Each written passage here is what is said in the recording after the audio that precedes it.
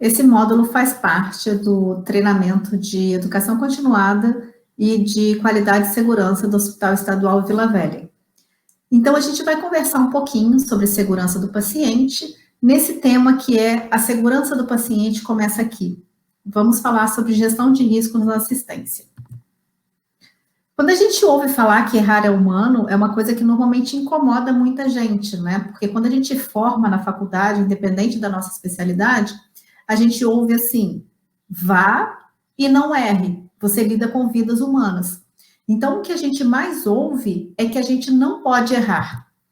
E aí, o que a gente percebe? Que antigamente, quando a gente ia tratar um ser humano, esse tratamento ele era muito simples, ele era inefetivo e era relativamente seguro. A gente não tinha muitas máquinas, a gente não tinha tantas pessoas envolvidas. Atualmente, quando a gente vai falar de assistência ao paciente, ele é bastante complexo, ele é mais efetivo do que era antigamente, mas ele é potencialmente perigoso.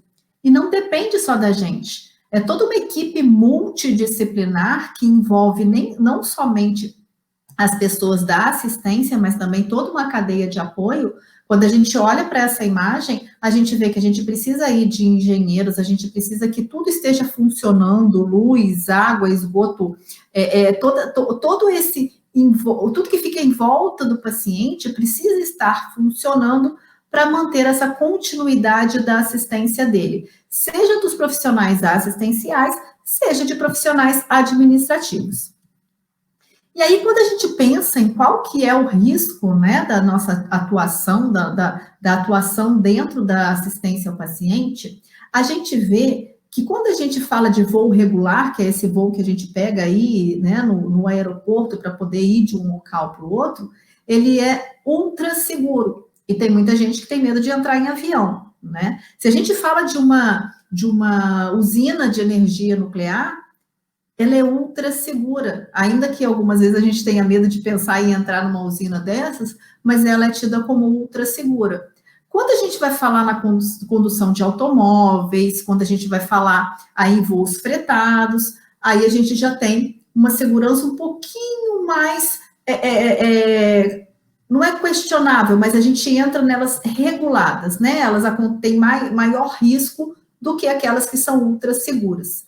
E aí vocês imaginam, quando a gente vai falar da assistência ao paciente, aonde que ele estaria? Vocês acham que estaria mais próximo aí da gente pular aí de bungee jump, da gente escalar uma montanha, ou estaria mais próximo aí de um voo regular que seria ultra seguro?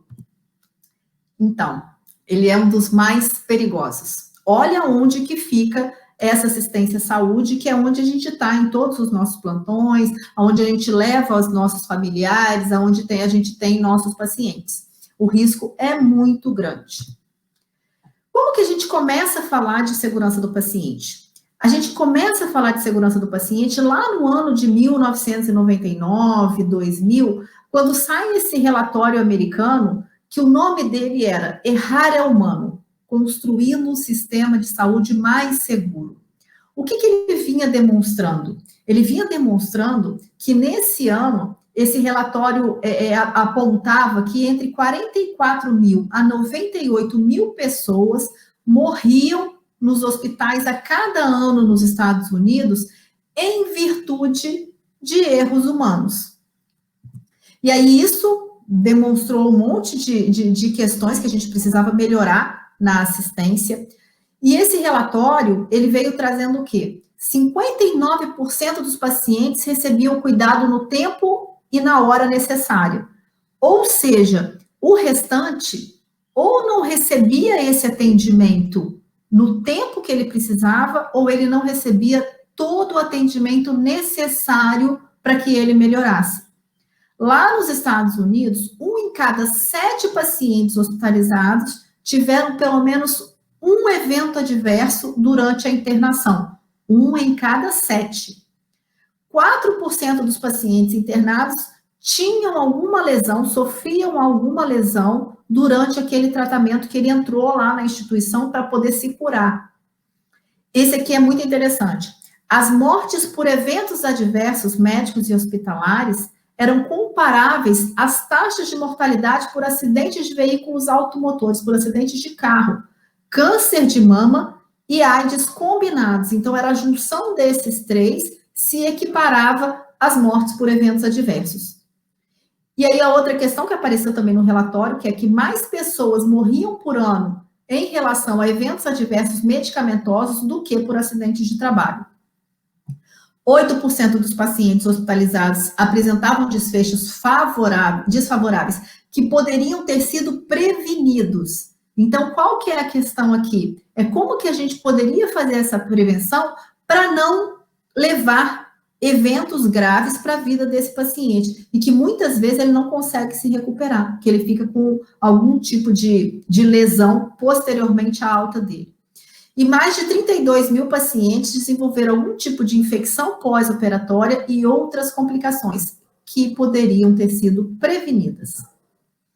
E aí, quando a gente vai ver quais são as causas prevalentes de um evento, a gente fala que 75% está em relação à comunicação. Então, olha só, se a gente conseguisse se comunicar melhor, 75% dos erros que acometem, das falhas que chegam até o paciente, poderiam ser sanadas. Imagina isso, comunicação. A gente propiciar uma comunicação efetiva, no qual uma pessoa entendeu o que o outro precisava e colocou o paciente no centro do cuidado. Teriam também a segurança do ambiente em 50%, essa descontinuidade de assistência que seria causadora em 39% das vezes, né, que acontece um evento adverso, 38% relacionados às competências, olha só, quase 40% relacionado ao descumprimento de protocolo. Então, se existe um protocolo, ele precisa ser seguido, porque 40% dos eventos estão relacionados ao descumprimento do protocolo. 25% em relação ao comportamento do paciente. Sabe aquela questão que a gente fala, que a gente falou e foi o paciente que não cumpriu? Somente 25% dos casos de eventos estão relacionados ao comportamento do paciente. E a gente coloca culpa no paciente com uma certa frequência, né? Com relação à liderança e equipe, a gente está falando aí em torno aí entre 15% e 25%. E aí o restante, né, que seria a disponibilidade da informação, o treinamento e a cultura organizacional. Então, eu queria chamar a atenção aqui para vocês, tanto em relação à comunicação, quanto à descontinuidade de assistência. E o descumprimento de protocolo, também é uma coisa bastante importante. E aí, após 15 anos desse relatório, como que a gente ficou? Vamos lá. Os eventos ocorridos durante a cirurgia estiveram menos associados à negligência do que os não cirúrgicos. A proporção de eventos adversos relacionados à negligência foi maior nos acidentes terapêuticos não invasivos, diagnósticos e eventos ocorridos na emergência. A identificação de alta proporção de eventos associados a erros nos processos sugere que muitos outros são potencialmente preveníveis. E a redução desses eventos requer identificação de suas causas e o desenvolvimento de métodos preventivos de erro ou de minimização de seus efeitos.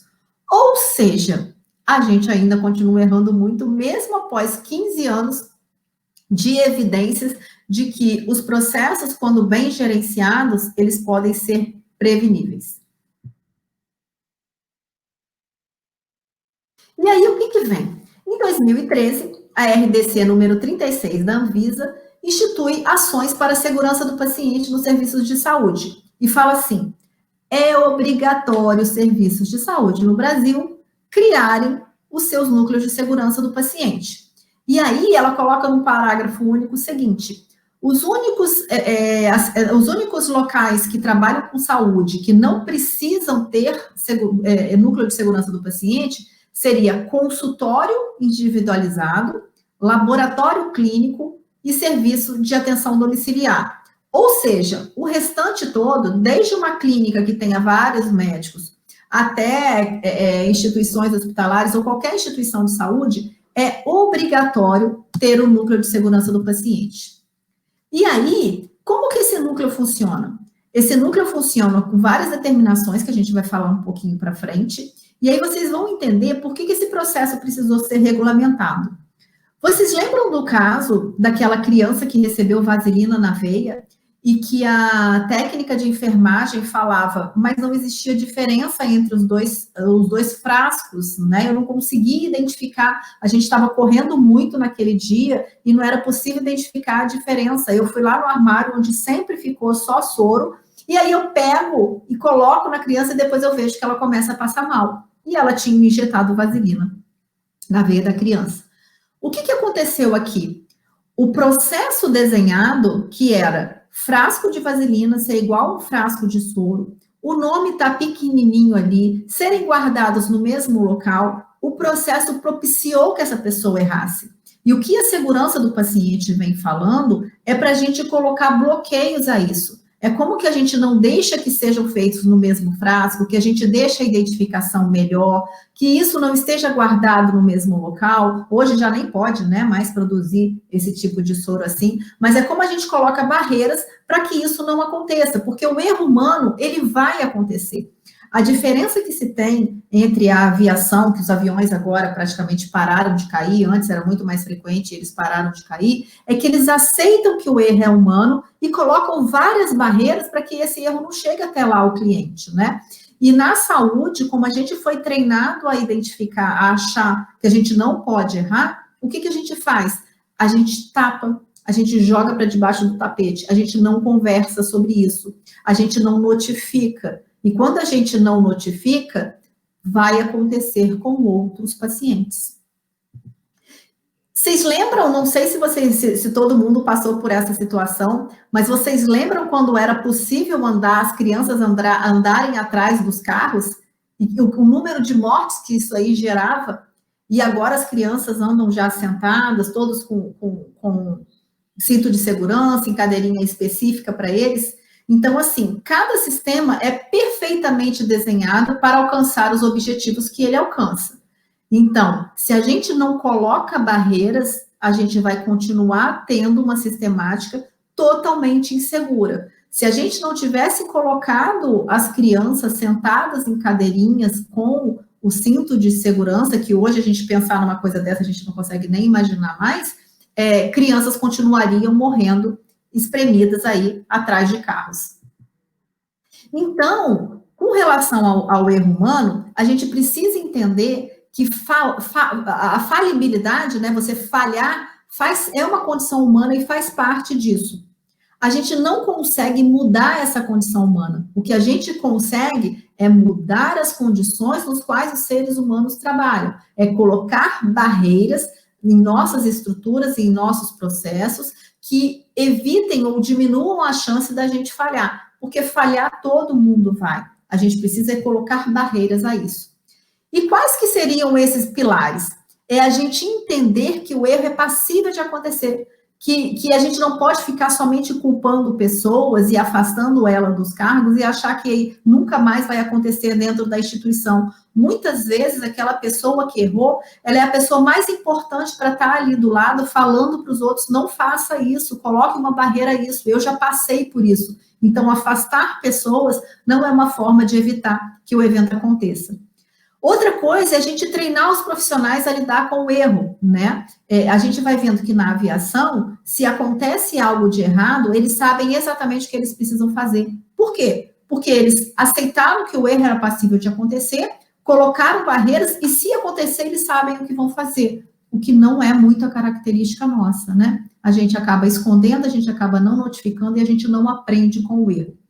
Então, essa é uma visão construtiva do erro. É a hora que você erra e fala, eu não vou errar mais. Gente, me ajuda aqui a construir um sistema mais seguro. É completamente diferente da gente esconder e ele acontecer novamente.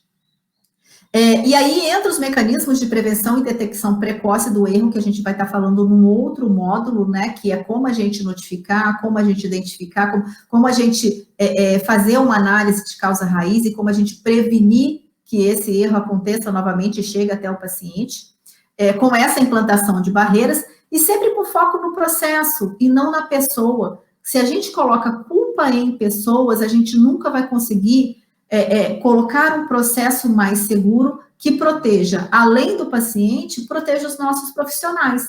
Por isso que foi tão importante a implantação do núcleo de segurança do paciente. Então, a gente vai vendo que antigamente era possível a gente ter carrinhos de parada, a gente ter carrinhos, né, com medicações, em qual a gente pudesse pegar uma medicação lá, uma fosse cair do lado da outra, e a gente passa para um outro nível agora, que foram barreiras colocadas ao erro. A gente vê que não é possível colocar uma medicação no lugar da outra, elas estão mais bem distribuídas. Se você for pegar ali na hora da urgência, você consegue identificar uma com a outra. Então, assim, são essas questões que a segurança do paciente vem trazendo, que são barreiras que a gente vem colocando no processo, tanto no processo de assistência quanto no processo de cadeia de apoio, que vai eliminando esses riscos, que vai eliminando esses eventos, que eles deixam de chegar até o paciente, porque a gente consegue pará-los antes disso. O que a gente precisava apresentar para vocês nesse primeiro momento era como surgiu a segurança do paciente. A gente vai ter um segundo módulo que vai falar como notificar eventos, que é uma das principais questões que a gente faz com que o sistema seja um sistema seguro. Então, curte lá o Hospital Estadual de Vila Velha e vamos acompanhando. A gente vai ter muito treinamento legal de educação continuada, de qualidade e segurança, e a gente espera vocês por lá. Esse vídeo, ele fica registrado, como todos os outros, tanto no YouTube do Hospital Estadual de Vila Velha, quanto no nosso diretório de qualidade e segurança. É só vocês irem lá, vão ter todos os módulos. E qualquer dúvida, é só procurar a gente lá na sala.